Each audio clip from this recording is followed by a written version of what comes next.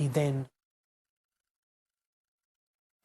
became the Crown's star witness at the trials of John Bunting, Robert Wagner and Mark Hayden.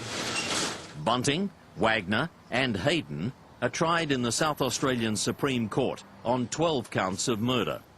All three at first denied the charges, but eventually Robert Wagner, in the face of overwhelming evidence, pleads guilty to 3 murders. John Bunting and Mark Hayden maintain their innocence. Wagner's Supreme Court trial is interrupted when 3 jurors refuse to continue and withdraw because of the horror of the evidence. Yeah. Of the 12 counts, they convicted John Bunting of 11 counts and Wagner of 7 to add to the 3 he had already pled guilty to before the trial. So, almost 11 months after it begins, the longest criminal trial in South Australia's history comes to an end. But Justice Martin has one last task.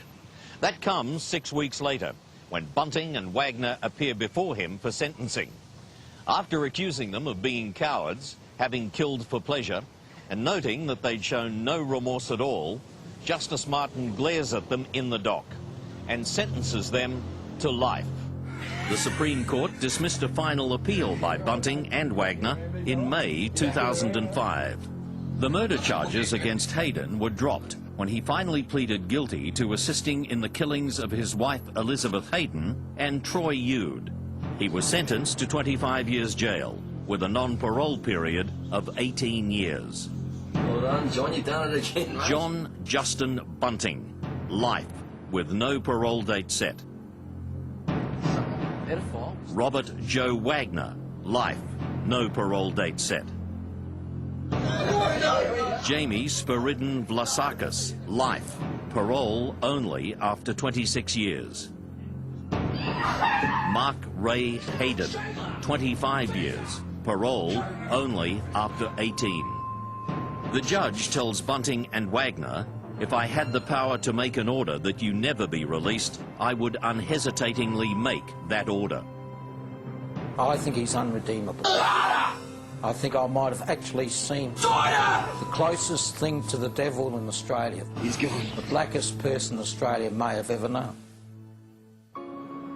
The people of Snowtown are also Bunting and Wagner's victims.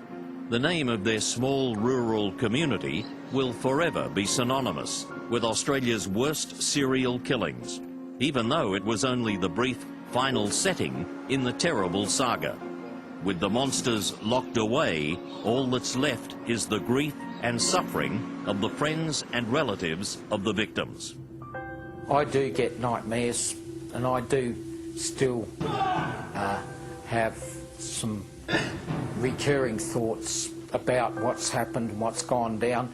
It's amazing how I can go about everyday living and there'll be something just so trivial and it will just rush certain things back.